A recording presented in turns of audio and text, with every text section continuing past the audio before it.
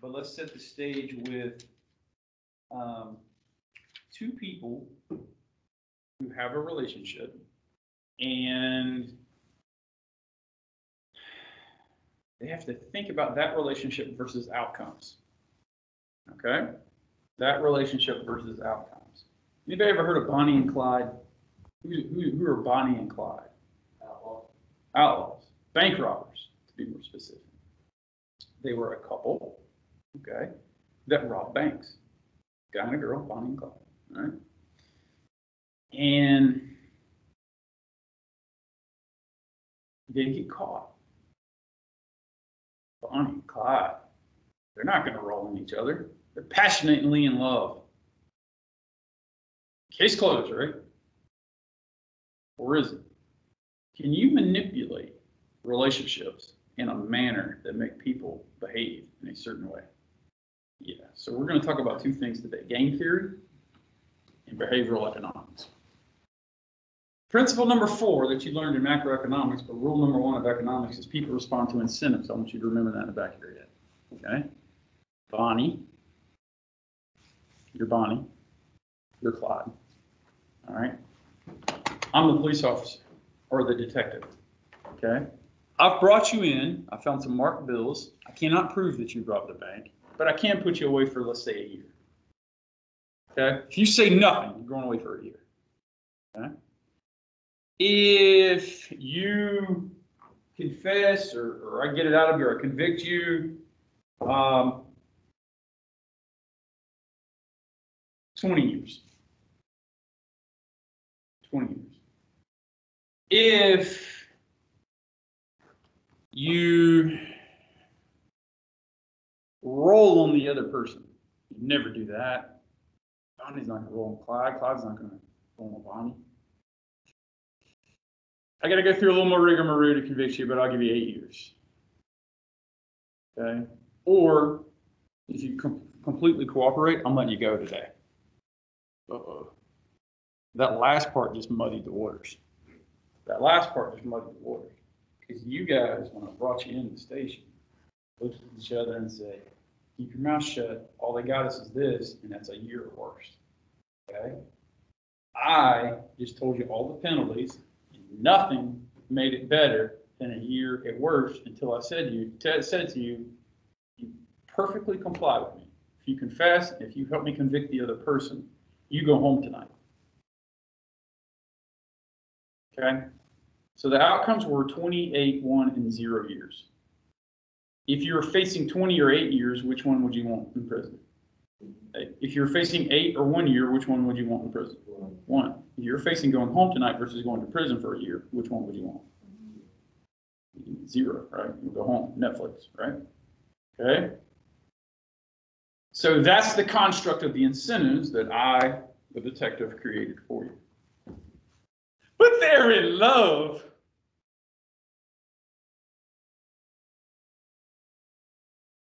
Bank robbers are kind of like cheaters, right? Can't really trust them. At the end of the day, I'm going to place Bonnie and Clyde in a situation where they have to make that decision. Because if the other person doesn't feel the same way, they can put you away for 20 years. So really the incentive you're choosing from is cooperating and getting 0 years, or keeping your mouth shut and your partner doesn't cooperate and they give you 20. Ouch. So you aren't thinking 1 versus 8, 8 versus 20. You're thinking 0 versus 20. Does that change the dynamic for you? All you have to do is place people in a certain set of circumstances, give them limited choices, and incentivize the method, the action you want them to take. What did I incentivize Bonnie and Clyde to do? Confess. Now, if I get them both to confess, 8 years. And I look like a hero because now we don't even have to have a trial. Did I just save the taxpayers a ton of money? Who's the hero of that story? The guy who understands economic incentives because he took both macro and micro. In the 30s, apparently. Yeah. My secret stash of moonshine. That is a lot to keep track of in your head, is it not? What if I told you we could draw something on the board that makes it very simple and you're like, oh, this is what's going to happen? Have you ever wondered if there was some tool you could put on a dry erase board or a chalkboard and predict the future? Have you ever wondered that? Your answer, there is. Okay? You guys have never wondered that? You don't want to know the outcome of the Super Bowl, or have you never seen Back to the Future? Yeah. Okay, the series.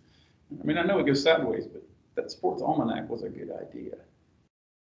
But the BIFCO, which was a bad idea. Okay? So let's draw this out.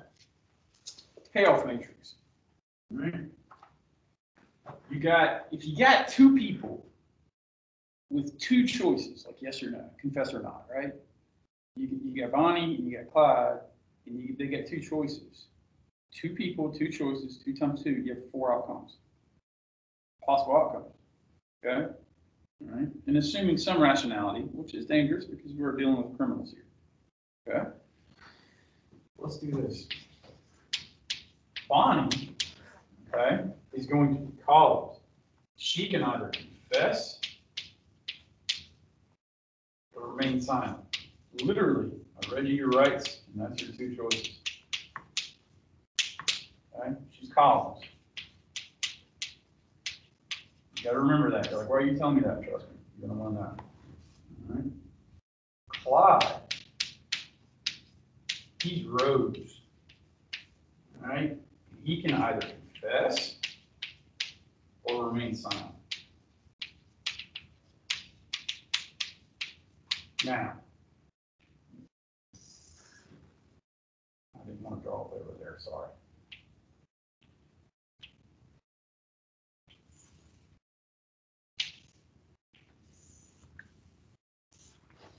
These are my potential. Ooh, that's an ugly, ugly box. Don't draw it like that.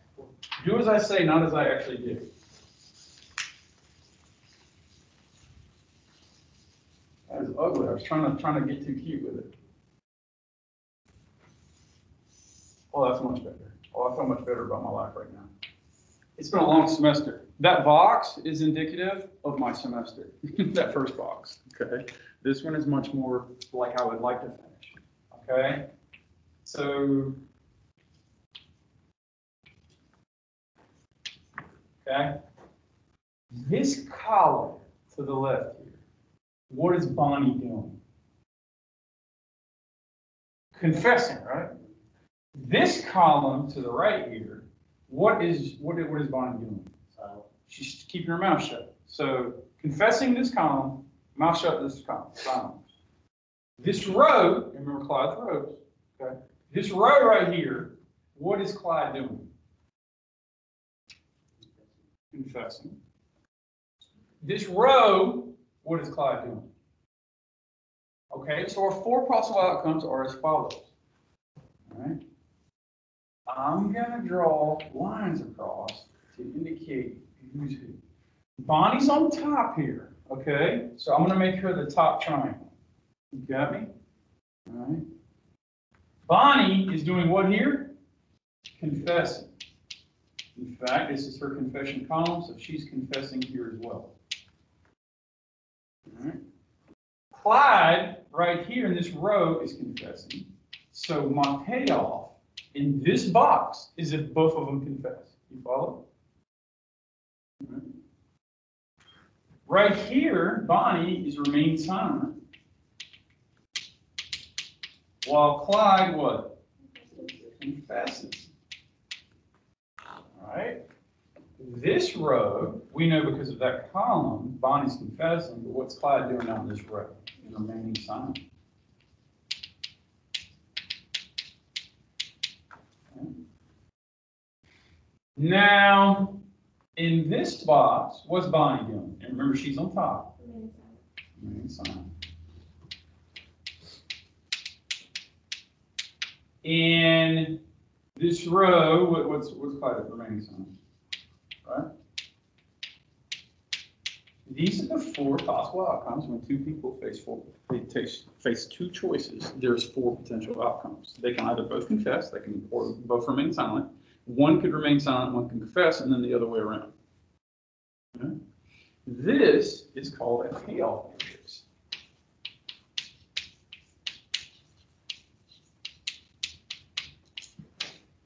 The first step you do when you're dealing with the payoff matrix is make sure you understand it. Because if you understand it, like if you identify who is columns and who is rows, and which part of that box is theirs, because I could use colors, like this Bonnie could be blue and Clyde could be red, okay?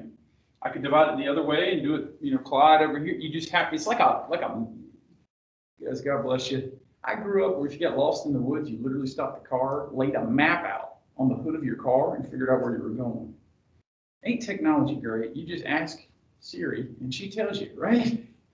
Left, 300 yards ahead. I mean, that's incredible, right? God bless the economy, all right? But you need to be able to read this. So a map has a key.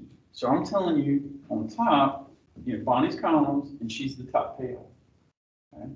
Clyde is rows and he's the bottom payoff. You're like, oh, this is great. Okay, simple behavior. What if I told you this is just the key? All right, this is just the key. Close something here. And that way. In fact, I'm going to move this way. We'll have television, folks. We're going to draw it over here now. Same payoff matrix, but with the actual payoffs. Okay, so in that scenario I described to you, again, I have Bonnie. All right, she's columns. And I have Clyde. All right, he can confess. She can confess. He can remain silent. All right, and she can remain silent.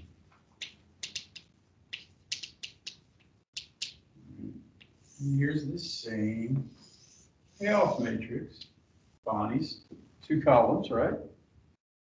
All right, and Clyde's 2 rows. All right, leads to our 4 potential payoffs.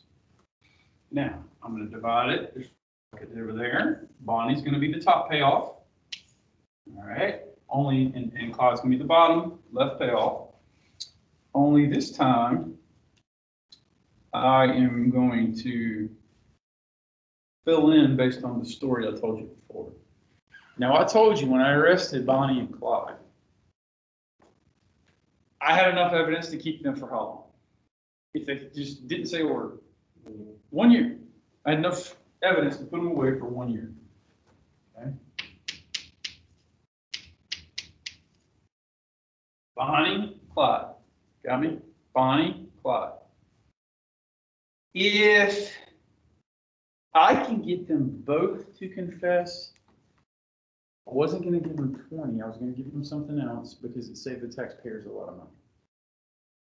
8 apiece, right? All right.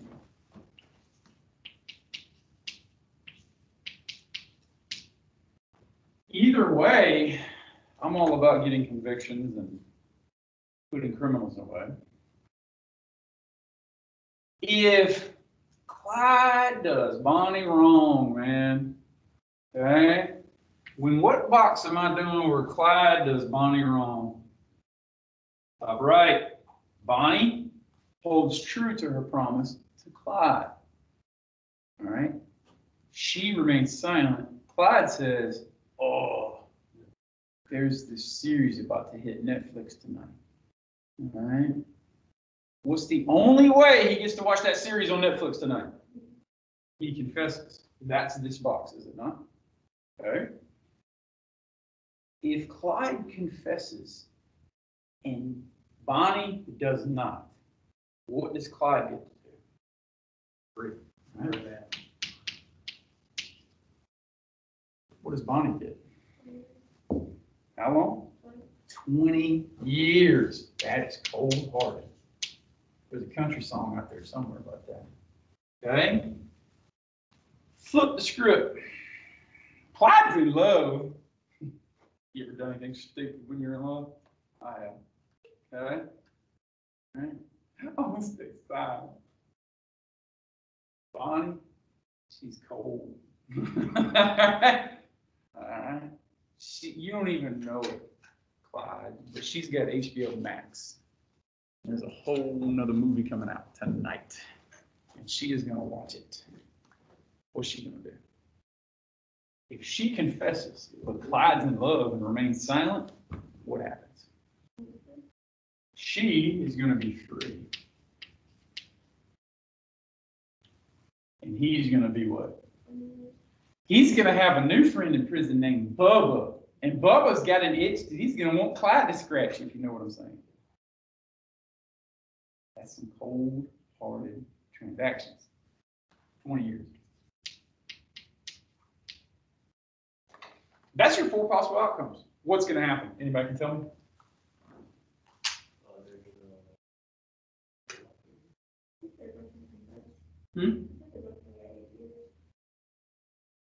All right, I got one vote that they're both going to not cooperate. Definitely coming in the door. That's what would have happened if they didn't have a detective who had economics before. Madam, you said they're both going to confess. Why do you think so? Let's get that on. I have trust issues. I can't.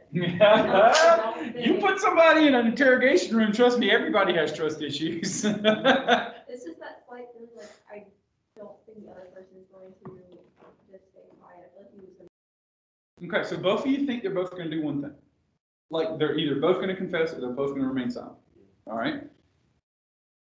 Are you confident in your predictions, either one of you? Can you say with certainty this is what's going to happen? What if I told you I can give you proof of what's going to happen? It's very simple. Remind me, Bonnie is columns or rows? I can't remember. She's columns. So she's comparing doing something on the left versus doing something on the right. And when you're comparing two actions, don't you automatically think, if I do this, I will get this? So you do a cost-benefit analysis in your own head and say, eating 72 tacos sounds awesome, but if I did, this might happen. Yeah, right. Okay, need to go home immediately. All right. Top right is Bonnie's payoff, so ignore bottom left. I'm just looking at comparing choice A versus choice B and the payoffs for my choices. Got me? So what am I comparing here? Would you rather spend 20 years in prison or 8 years in prison?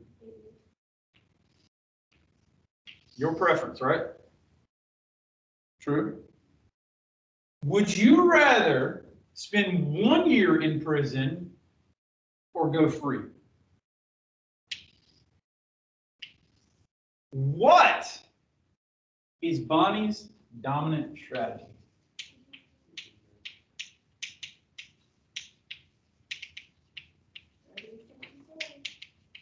I didn't even define dominant strategy. Your reading defines dominant strategy, and you guys know because you're intuitively brilliant. You knew exactly what I meant, that her dominant strategy is to confess. If you put her in a room long enough and give her time to think about her choices and the potential outcomes, you don't eat the tacos and you confess. If you didn't catch the taco joke, I don't think they did either, so okay. Either way, she would rather be in prison for 8 years versus 20 years. She'd rather go free than spend a year in prison. If I can isolate these two, that's what the first thing they do is what? Separate them. You have a cop walk in and say, oh, here's your choice. Oh, I need a donut. Then I go over there, here's your choice. Oh, I need some coffee. You know, they walk out. You know, in a normal semester, I actually bring donuts and coffee. But anyway, we just don't have time. Sorry. Yeah, I saw that, Luke. This time of year, you could use donuts and coffee, right? Right there at finals, okay? Suddenly, I think she will is, no, this is what she's going to do. If she's any remotely rational, she's not completely rational, she's been robbing banks, right? But people do what's best for them, yes? More times than not, all right? Clyde is rows or columns? Rows. And his payoff, when we're reading the map, his payoff is bottom left. So we're not paying attention to upper right, okay? We're not paying attention to left versus right because Clyde is rows. His decisions is either confess or remain silent, and that's bottom top, right? All right? So I'm comparing bottom to top. Bottom to top. Would he rather spend 20 years in prison if he's somewhat rational, or 8 years in prison? Would he rather spend 1 year in prison or go free?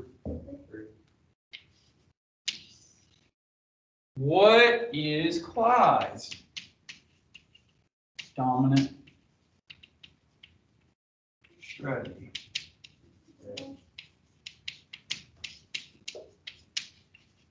What's going to happen here? They both confess, and then they both get separated.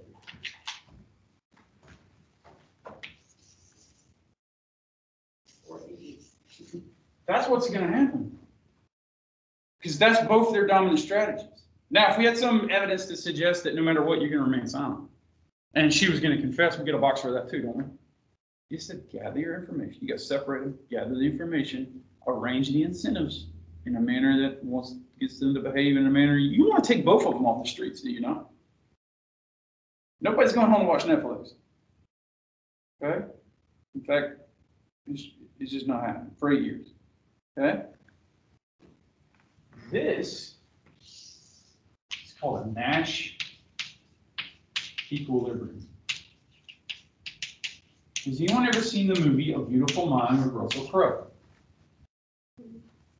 So I'd watch it, especially now that you've had 2 economics classes. It is about John Nash, who was a Nobel laureate recipient. And a big reason why he got that was the Nash equilibrium. Started to predict people's behavior. Now, he does it much more complicated and a lot more calculus. In fact, as an undergrad, he was a brilliant mathematician, went on to grad school, became an economist. He proved this mathematically. You start taking math and people's behaviors, and it has outcomes like this, really good. Thankfully for y'all, you're in principles of microeconomics, and I'm just doing it with the table.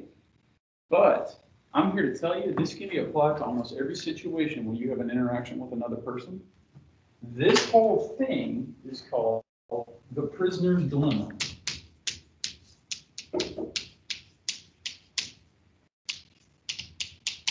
I can't remember. I think it's 1 L and 2 M's. I'm an economist. I'm a notoriously bad speller. Poor handwriting. It's 1 L. 1 L and 2 M's. I've learned that one every time. The prisoner's dilemma. Y'all came in low. Economics. I got you sent down to Sing Sing for 8 years. Did I do my job? I don't mean as a detective. Did I teach you game theory there for a second? The game theory that we're going to work on exclusively in this week is prisoner's dilemma. That's a game. Okay? I could teach an entire course on it. There's so many different games you can play. It starts messing with your head. It's behavioral economics, it's game theory, it's microeconomic theory. It's incredible. Okay. John Nash in A Beautiful Mind. I recommend you watch the movie. I just don't want to ruin it for you, but I'm going to do it anyway. He was a brilliant economist. Got the Nobel laureate largely for what he did here, but more mathematically. And he was a functional paranoid schizophrenic. And in the movie, he's going around drawing strings and in this shed and like secretly freaking out because he thinks these secret government agents are talking with him, and he's freaking out that the Russians are going to invade or something. In real life, they changed it. In real life, he was afraid of space aliens that were hiding behind the moon. Total problems. He had a wonderful woman beside him, his wife, who saw him through all of it. And he ended up getting his life back together. He had an imaginary friend that he thought he'd room with at college. He didn't have a roommate. It's just a wonderful story. I don't want to ruin it for you. But Beautiful Mind, Russell Crowe. This is him right here. Nash equilibrium. So, you're like, great. What does this mean? Okay, well, how are we doing on time? We're kind of late starting. How much time we got? 13 minutes. Time for light. 12 minutes. Time for light calisthenics. There are maybe 4 or 5 examples in the book, and I'm going to pick 2 of them and do them in 12 minutes. You don't want to say that one for last because that one's fun. Let's do just drill wells. Oil companies, you want to do that? All right. Everybody good here? I'm gonna wipe the slate clean, and then we're gonna do one right off. Sound good to you?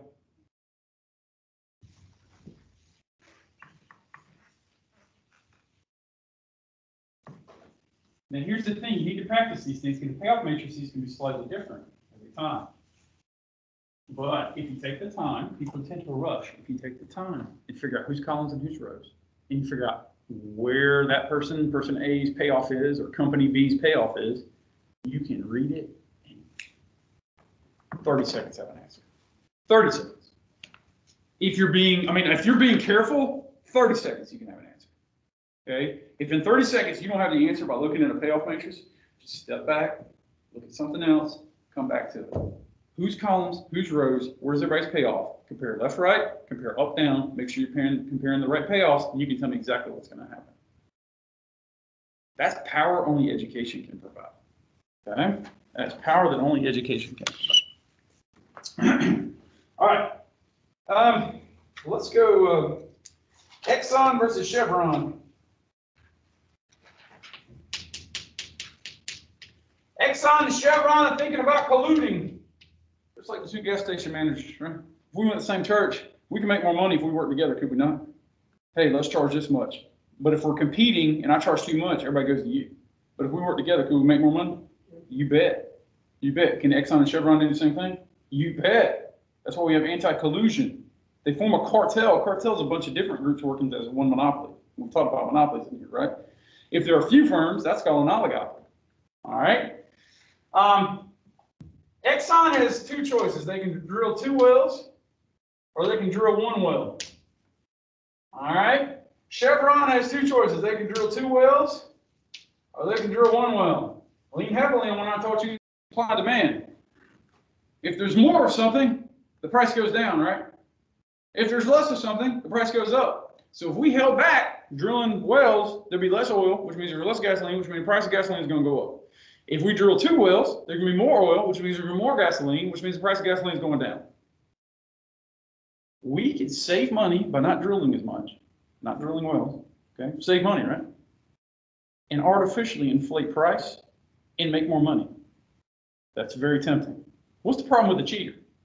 Cheaters cheat. Just like Bonnie and Clyde, they were cheating by stealing, okay? Who's to say they're not going to cheat each other? You ever have a good friend, it's like dating somebody, and they cheated with them, and that's why they're dating now or something? Or you know they have a history of cheating? And then they come to you 3 months later, he cheated on me! I can't believe it!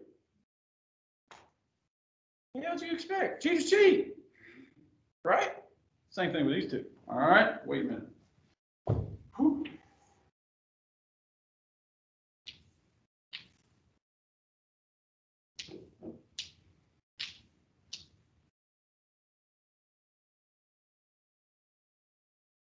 Let's see here. Let's go with just the 2 they're doing the same thing. Here they're both drilling 2 wells, right? Here they're both drilling 1 well. All right? Let's say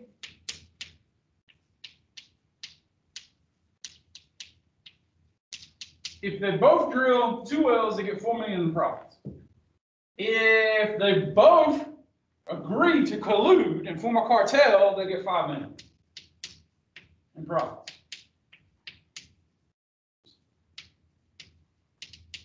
Pray tell, if that's your only 2 choices, what are you going to do? We're going to collude and only drill 1 well and make $1 million more in profits. That's case closed, right? But what do cheaters do? Cheaters cheat. Are they going to cheat on each other? They're also going to look and say, if I'm Chevron and I know that Exxon's agreed to drill 1 well, what would happen if I drilled 2 wells? Well, I would get $6 million. What's Chevron tempted to do now? Cheat. Cheat on the cheater.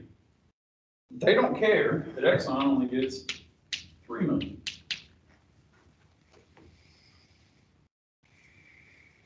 Same thing the other way. If Exxon looks at Chevron and says, sucker, he's only going to get $3 million because I'm going to cheat and get $6 million. real quick. Exxon's columns, right? Exxon's top right. You want 3 million or 4 million? You want 5 million or 6 million? What's your dominant strategy? We know what Exxon's going to do we not? Your Chevron, your rows, right? Your rows. And your bottom left. Okay? Rows. Temptation is to do this. Right? Don't do this. Your rows, up and down.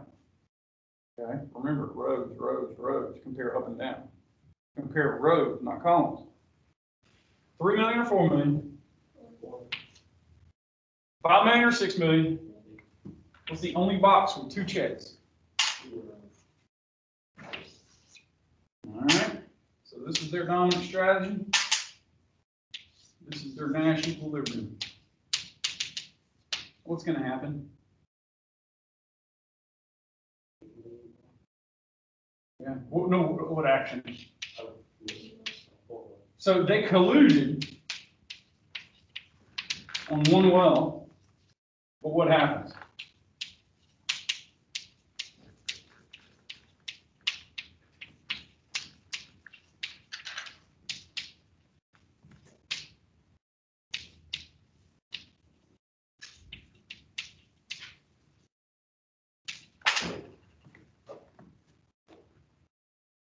Not hard, is it? All right. I'll give you a second to do that. You sip a little bit of coffee, and still write notes. Then we'll talk about the Cold War. I'm a big fan of the Oakland A's. Always have been. When I was little, I didn't have cable. We grew up out in the country over there. And the only baseball I got to watch was like the Saturday morning or the Saturday game of the week or whatever. And the Oakland A's were really good. Now, at the time, nobody really knew that they were steroided out of their minds. I still love them. I can name the whole lineup. And the backups. I still love them. But one of the reasons why I love the modern day Oakland A's is they use game theory. They literally teach it to their pitchers and their catchers. Okay? A pitcher and a batter. Pitcher, batter. Choice between throwing a curveball and throwing something hard. Choice between swinging at a curveball and swinging at something hard. Okay? Can you do a payoff matrix on a pitcher and a batter? Absolutely. That's one of the ways the Oakland A's, who lost 6 games to start out the season, but have won 8 in a row now, thanks to Dr. Hanson's Detroit Tigers, who we just swept. Okay? We got 1 game out of first place in the American League West with one of the lowest payrolls in baseball. The Tampa Bay Rays went to the World Series last year with one of the lowest payrolls in baseball. How? Because they were smarter, not harder. They're using game theory. Crazy, right? Analytics, game theory. It's almost like if you're smart and you can use data, you can get more with less. Is that the type of stuff you'd like to see in your life? How about if we can stave off nuclear annihilation? You think there are people in the Pentagon playing game theory right now? You bet, buddy. How much time do we got?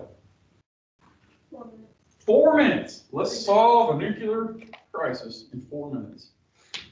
I got the U.S. and I got the USSR, Soviets, okay? They can arm or they can disarm. Remember the arms race you learned about in history, hopefully? Okay? USSR can arm or they can disarm. That means making nuclear weapons. Okay?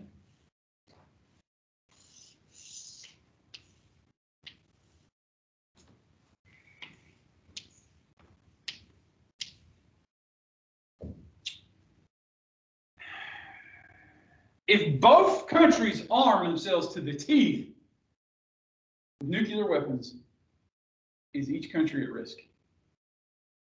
It's reasonable, yeah? Yeah. So if both, they're at risk. And they're at risk. If neither arm, are they both safe?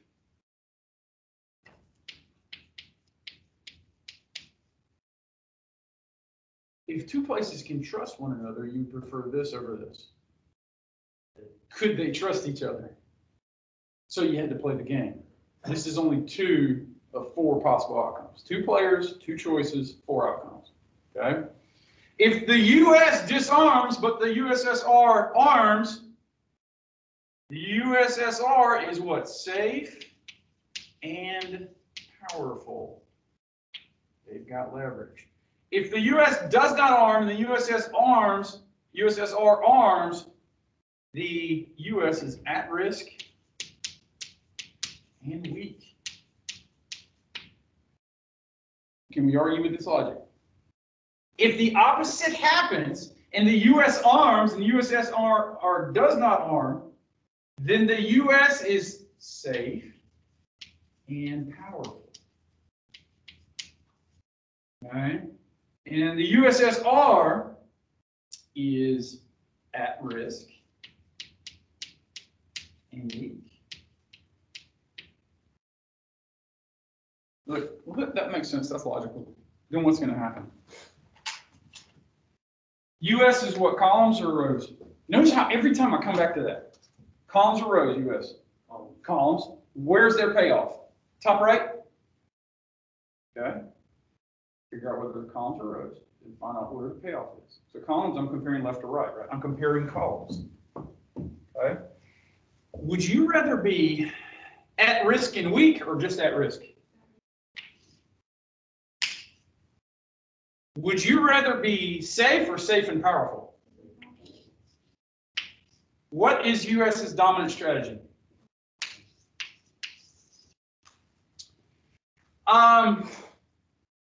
USSR is rows, right? I'm not comparing left and right, I'm comparing top down. Their payoff is bottom left, yeah? Would you rather be at risk and weak or at risk? All right. Okay. Here, circle that just for brevity. Okay. Would you rather be safe or safe and powerful? What's the only one where they're both checked?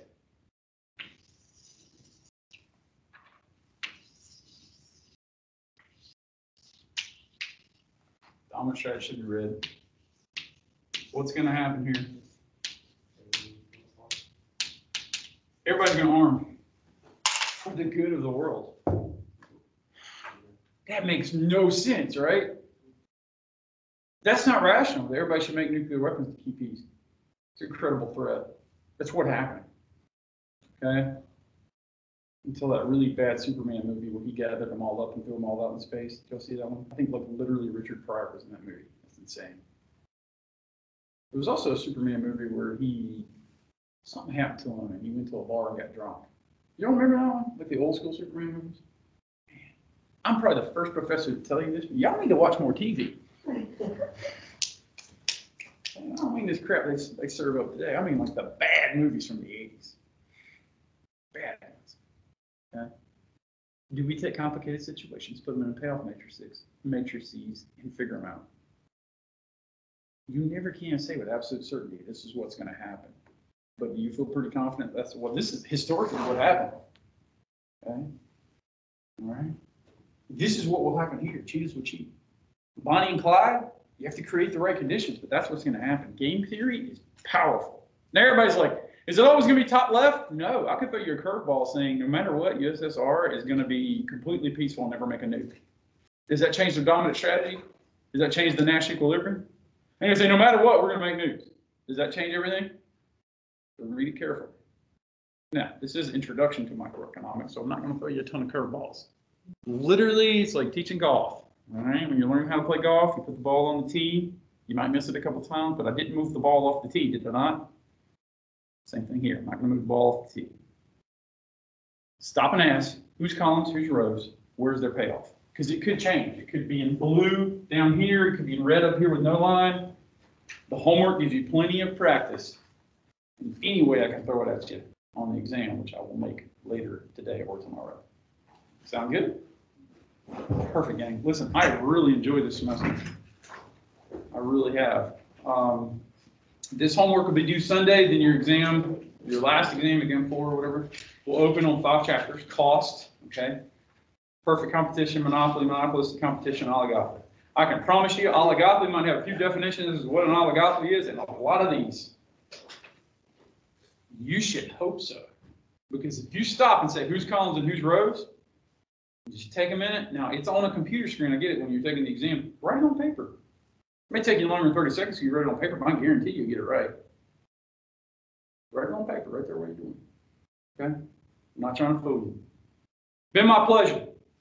Been my absolute pleasure. I normally, when we're meeting in person on the last day of class, which will be next week, I read everybody, Oh, the Places You'll Go by Dr. Seuss, and then you sign the book. Okay? Pandemic's ruined all that for me. I'm handwriting your name in that book.